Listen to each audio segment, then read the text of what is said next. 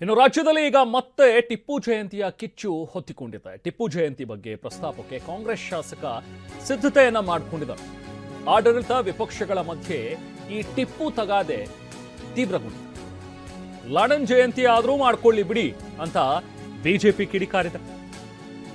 ಟಿಪ್ಪು ಜಯಂತಿಯನ್ನ ಮಾಡಿಯೇ ಸಿದ್ಧ ಅನ್ನೋ ರೀತಿಯಲ್ಲಿ ಈಗ ಕೆಲವೊಂದಷ್ಟು ಜನ ಮಾತಾಡ್ತಾ ಇರುವಂಥದ್ದು ಈಗ ವಿವಾದಕ್ಕೆ ತುಪ್ಪ ಸುರಿದಂತಾಗಿದೆ. ಇನ್ನು ಟಿಪ್ಪು ಸುಲ್ತಾನ್ ಜಯಂತಿ 10 ವರ್ಷಗಳ ಹಿಂದೆ ಸಿಎಂ ಸಿದ್ದರಾಮಯ್ಯ ಆರಂಭಿಸಿದಂಥ ಈ ಟಿಪ್ಪು ಜಯಂತಿ ರಾಜ್ಯದಲ್ಲಿ ಭಾರೀ ಗದ್ದಲ ಎಬ್ಬಿಸಿತ್ತು. ಬಳಿಕ ಅಧಿಕಾರಕ್ಕೆ ಬಂದ ಬಿಜೆಪಿ ಸರ್ಕಾರ ಟಿಪ್ಪು ಜಯಂತಿಯನ್ನ ರದ್ದು ಮಾಡಿತ್ತು. ಸದ್ಯ ಮತ್ತೆ ಟಿಪ್ಪು ಜಯಂತಿ ಚರ್ಚೆ ಮುನ್ನೆಲೆಗೆ ಬಂದಿದೆ.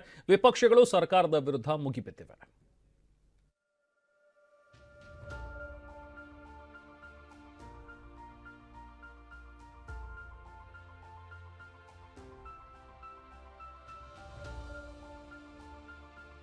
ಟಿಪ್ಪು ಸುಲ್ತಾನ್ ಕಳೆದ 10 ವರ್ಷಗಳ ಹಿಂದೆ ಕರ್ನಾಟಕದಲ್ಲಿ ಅತಿ ಹೆಚ್ಚು ಬಾರಿ ಪ್ರತಿಧ್ವನಿಸಿದ್ದ ಹೆಸರು ಟಿಪ್ಪು ಸುಲ್ತಾನ್.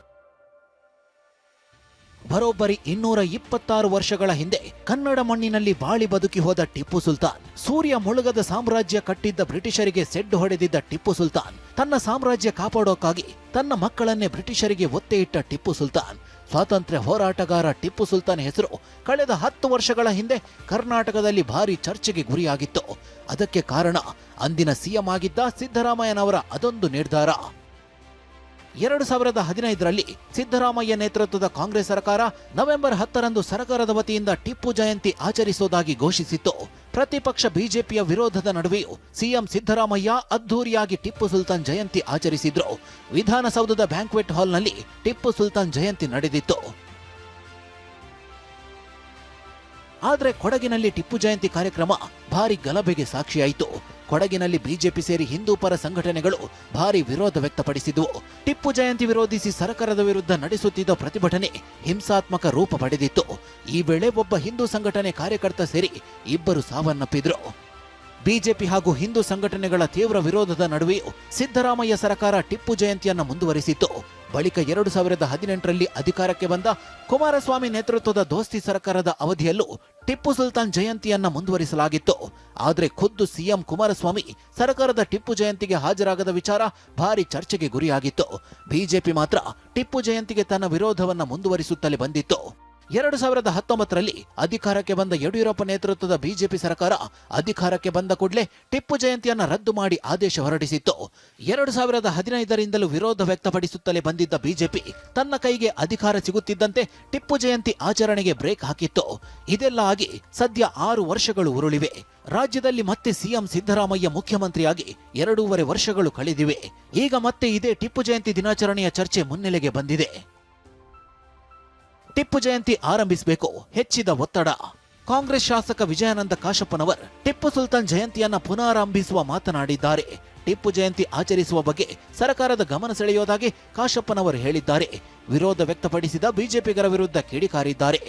ನೋಡಿ, ಮುಖ್ಯಮಂತ್ರಿಗಳ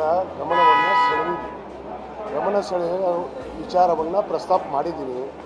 ಅವಕಾಶ ಕೊಟ್ಟರೆ ಮಾತಾಡ್ತೀನಿ. ಅಲ್ಲಿ ಮಾತಾಡಿ ಬಂದು ನಿಮ್ಗೆ ಪ್ರತಿಕ್ರಿಯೆ ಕೊಡ್ತೀನಿ. ಅವ್ರು ಬೇಡ ರೀತಿ ಮಾಡ್ತಾರೆ, ನನಗೆ ಬೇಕಾಗೈತಿ ನಾನು ಹೇಳ್ತೀನಿ. ತಪ್ಪೇನಿದೆ ಸರ್? ಯಾಕಂದರೆ ಸ್ವಾತಂತ್ರ್ಯ ಭಾರತದಲ್ಲಿದ್ದೀವಿ. ಎಲ್ಲ ಜಾತಿ ಜನಾಂಗಗಳನ್ನ ಇರುವಂಥ ಜಾತ್ಯತೀತ ರಾಷ್ಟ್ರ ಭಾರತ ದೇಶ.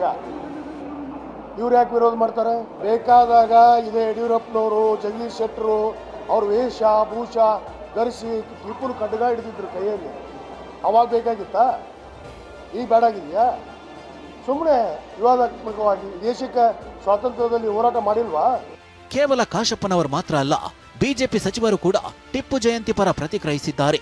ಸರ್ಕಾರದ ವತಿಯಿಂದ ಮಾಡದಿದ್ರು ನಾವು ಪ್ರತಿ ವರ್ಷ ಟಿಪ್ಪು ಜಯಂತಿ ಆಚರಿಸುತ್ತೇವೆ ಅಂತ ಸಚಿವ ಜಮೀರ್ ಅಹಮದ್ ಹೇಳಿದ್ದಾರೆ. ಇನ್ನು ಲಕ್ಷ್ಮೀ ಹೆಬ್ಬಾಳ್ಕರ್ ನಮ್ಮದು ಜಾತ್ಯತೀತ ನಿಲುವು ಅಂದ್ರೆ ಸದನದಲ್ಲಿ ಪ್ರತಿಕ್ರಿಯಿಸುತ್ತೇವೆ ಎಂದು ಸಚಿವ ಪಾಟೀಲ್ ಹೇಳಿದ್ದಾರೆ. ಸರ್ಕಾರ ವತಿಯಿಂದ 2014 ಟಿಪ್ಪು ಜಯಂತಿ ಮಾಡಬೇಕಂತ ಬ್ಯಾಂಕ್ವೆಟ್ ಹಾಲಲ್ಲಿ ಮಾಡ್ತಾ ಇದ್ವಿ. ಈಗ ಮೊನ್ನೆ ಬಿಜೆಪಿ ಸರ್ಕಾರ ಬಂದಾದ್ಮೇಲೆ ಅದು ಬಂದ್ ಮಾಡಿದ್ರು. ಹಂಗೆ ಸ್ಟಾಪ್ ಆಗಿದೆ ಅದು. ನಾವು ಯಾವತ್ತೂ ಟಿಪ್ಪು ಜಯಂತಿ ಬ್ಯಾಂಕ್ವೆಟ್ ಹಾಲ್ ಮಾಡಿ ಅಂತ ತಿರ್ಗಾ ನಾವು ಯಾರು ಮುಸ್ಲಿಂ ಲೀಡರ್ಸ್ ಯಾರೂ ಕೇಳಿಲ್ಲ. ಟಿಪ್ಪು ಜಯಂತಿ ಟಿಪ್ಪು ಅಭಿಮಾನಿಗಳು ಅವತ್ತಿಂದ ಆಚರಿಸ್ಕೊಂಡು ಬರ್ತಾ ಇದ್ದಾರೆ, ಇವತ್ತು ಆಚರಿಸ್ಕೊಂತಾರೆ, ಮುಂದೆನೂ ಆಚರಿಸ್ಕೊಂಡು ಬರ್ತಾರೆ. ಕಿತ್ತೂರು ರಾಣಿ ಚೆನ್ನಮ್ಮನ ಜಯಂತಿ ಇರ್ಬೋದು, ಸಂಗೊಳ್ಳಿ ರಾಯಣ್ಣನ ಜಯಂತಿ ಇರ್ಬೋದು, ಅನೇಕ ಹಿಂದುಳಿದ ಸಮಾಜದ ಅನೇಕ ಧೀಮಂತ ಮಹಾಪುರುಷರ ಜಯಂತಿಗಳನ್ನು ನಮ್ಮ ಸರ್ಕಾರ ಮಾಡಿದೆ. ನಾರಾಯಣ್ ಗುರೂಜಿ ಅವ್ರನ್ನ ಹಿಡ್ಕೊಂಡು ಮೊನ್ನೆ ಮಂಗಳೂರಿನಲ್ಲೇ ಕೂಡ ಹೇಳಿದ್ವಿ ನಾವು, ಒಬ್ಬರದು ಇಬ್ಬರದು ಅಂತ. ನಮ್ಮ ನಿಲುವು ಜಾತ್ಯತೀತ ನಿಲುವು. ನೀವು ಯಾಕೆ ಸ್ಪೆಸಿಫಿಕ್ ಆಗಿ ಟಿಪ್ಪು ಅಂತ ಹೇಳ್ತೀರಾ?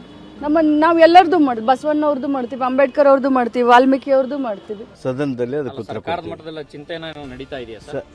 ಸದನದಲ್ಲಿ ಆ ವಿಷಯ ಇರೋದರಿಂದ ನಾವು ಈ ಬಗ್ಗೆ ಸದನದಲ್ಲೇ ಉತ್ತರಿಸ್ತೀವಿ. ಹೀಗೆ ಕಾಂಗ್ರೆಸ್ ನಾಯಕರು ಟಿಪ್ಪು ಸುಲ್ತಾನ್ ಜಯಂತಿಯನ್ನ ಮುನ್ನೆಲೆಗೆ ತಂದಿದ್ರೆ, ಕೇಸರಿ ಪಡೆ ಮಾತ್ರ ಕಾಂಗ್ರೆಸ್ ಮೇಲೆ ಉರಿದುರಿದು ಬಿದ್ದಿದೆ. ಟಿಪ್ಪು ಅಥವಾ ಲಾಡೆಂದು ಜಯಂತಿ ಮಾಡಲಿ ಎಂದು ವಿಪಕ್ಷ ನಾಯಕ ಆರ್ ಅಶೋಕ್ ಹೇಳಿದ್ರೆ, ಟಿಪ್ಪು ಹಿಂದೆ ಬಿದ್ದಾಗೆಲ್ಲ ಕಾಂಗ್ರೆಸ್ ನೆಲಕಚ್ಚಿದೆ ಎಂದು ಯತ್ನಾಳ್ ಕಿಡಿಕಾರಿದ್ದಾರೆ. ಅವರ ಟಿಪ್ಪುನ ಮಾಡ್ಕೊಂಡ್ಲಿ, ಬಿನ್ ಲಾಡನ್ದನ ಮಾಡ್ಕೊಂಡ್ಲಿ, ಪಾಕಿಸ್ತಾನನ ಮಾಡ್ಕೊಂಡ್ಲಿ, ಅವ್ರ ಸರ್ಕಾರ ಇದೆ, ಜನಕ್ಕೆ ಗೊತ್ತಾಗ್ತದೆ ಇವ್ರು ಯಾರು ಪರ ಅಂತ ಹೇಳ್ಬಿಟ್ಟು, ಇವ್ರು ಯಾರು ಪರ ಅಂತ ಗೊತ್ತಾಗ್ತದೆ. ಅದಕ್ಕೆ ಟಿಪ್ಪು ಜೊತೆಗೆ ಬಿನ್ ಲಾಡನ್ನು ಯಾರ್ಯಾರಿದೆ ಎಲ್ಲ ಶೇರ್ ಮಾಡಲಿ, ನಮ್ದೇನು ಅಬ್ಜೆಕ್ಷನ್ ಇಲ್ಲ. ಯಾವಾಗ ಟಿಪ್ಪುನ ಬೆನ್ನು ಹತ್ಯಾರ ಕಾಂಗ್ರೆಸ್ನವರು ನಾಶ ಆಗ್ಯಾರ. ಇದು ಮತ್ತೆ ನಾಶ ಆಗ್ಬೇಕಾಗಿದ್ರೆ ಪ್ರಾರಂಭ ಮಾಡಲಿ, ನೋಡೋಣ, ನಾವು ವಿರೋಧ ಮಾಡ್ತೀವಿ. ಹೀಗೆ 6 ವರ್ಷಗಳ ಬಳಿಕ ಮತ್ತೆ ಟಿಪ್ಪು ಸುಲ್ತಾನ್ ಜಯಂತಿ ಚರ್ಚೆ ಮುನ್ನೆಲೆಗೆ ಬಂದಿದೆ. ಟಿಪ್ಪು ಜಯಂತಿ ವಿಚಾರವಾಗಿ ಸರ್ಕಾರದ ನಡೆ ಏನು ಅನ್ನೋದಕ್ಕೆ ಕಾಲವೇ ಉತ್ತರಿಸಲಿದೆ. Bureau report, TV9.